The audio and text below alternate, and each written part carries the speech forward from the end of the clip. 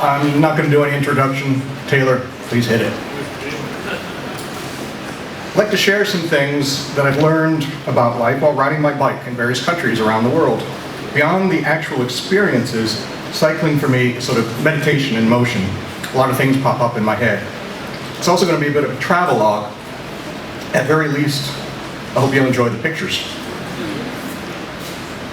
Cycling and travel merge two of my great loves. If you're traveling, cycling is really the best way to meet people and also to experience a region with all your senses. Whether you're smelling lavender fields in Provence, listening to the roar of alpine waterfalls in Austria, or savoring a fig that you've plucked from a tree in Tuscany. I also love planning trips. Even did as a preteen, plotting out my family vacations. That was pre-internet, and papers would be all over the living room floor. When you plan a trip, you're really working to make someone's dream come true. By the way, that's the Danube River that was about 20 feet, that path was 20 feet underwater last week. I also love writing, and for years was a freelance travel writer doing most of my research from a bike. More recently, I really got into developing websites and internet marketing strategies. So 10 years ago, I started an online bike tour company that merged all of these loves. And that leads us to lesson number 1. Do what you love. The money will follow. It's not a guarantee, but it's better to let passion, rather than money, drive your career decisions. My little bike tour company now has 9 employees, and this year will send more than 3,500 clients on bike tours worldwide. The money is beginning to follow. You just need to work on profits now. Lesson 2, slow down, be in the moment. On a bike, you're forced to slow down and absorb what's around you. It's not like when you're riding in a car or a bus or a train, and you can apply this to your daily life as well. Just don't rush through life. I read a travel article once that talked about how beautiful Tuscany is, and how exploring it by car, train, or bus was like watching an amazing movie pass by your window. But exploring it by bike, the article said, was like being in the movie. So immerse yourself in your surroundings. When you travel by bike, you encounter so many interesting people. In a Slovenian village, an elderly gentleman heard our group speaking English, and he went up to one of us and said, "England?" And she responded, "No, America." Now the man knew perhaps 15 words of English, and I can tell you 5 of them. God bless America, and thank you.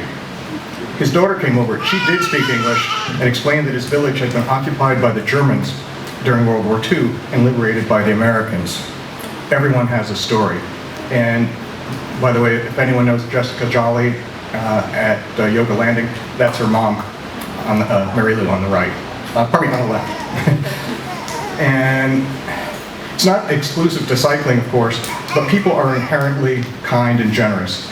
Like a farmer I met in Austria as I rode by his orchards. I asked him if I could buy some apples or peaches. No, he replied, I couldn't buy them, but I could have some if I would share them with other cyclists I saw along the way. And speaking of food, sometimes cycling lets you break the rules and eat a lot more than you otherwise could, like this fresh paella in a massive pan at an outdoor market in southern France. 30 miles of cycling, you work it off. However, just in case you're not fond of seafood, I'd like to tempt you with that. That's a little dessert in Provence. That's the 4th course in a 5-course dinner that took about 3 hours. And then a big cheese plate came out, and that probably took about 60 miles to burn off, but it was worth it. The Road Not Taken by Robert Frost is one of my favorite poems, and one that has guided many of my life decisions. 2 roads diverged in a wood, and I took the one less traveled by, and that has made all the difference. You know, friends are the family you choose, and I'm reminded of that every day. I was transferred to Chattanooga about 15 years ago and was adopted by the local cycling community, much of which is here tonight. I lost my job a few years later, and I could have moved back to New England where I grew up, but I realized that this is where my real family was. So I stayed. I was going through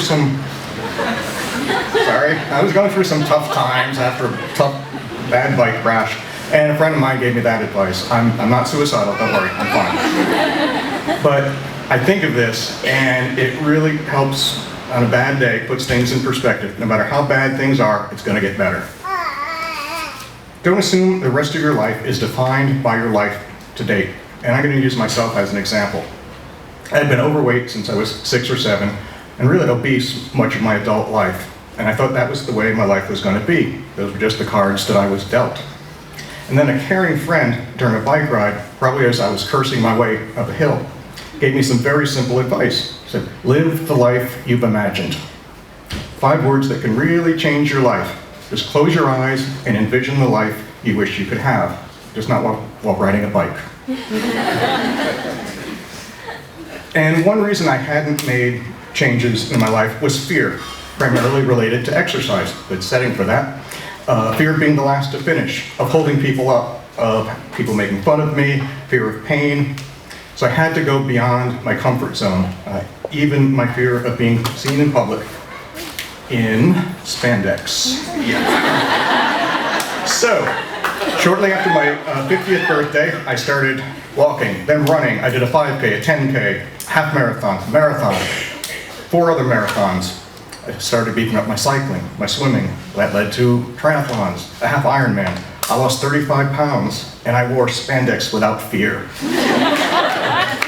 And I'm not saying this to pat myself on the back, but I'm going to be 60 next year and wish I'd taken action 30 years earlier. Few people die regretting what they've done. They regret what they haven't done. So my final lesson, don't wait, take action now. Life is not a dress rehearsal.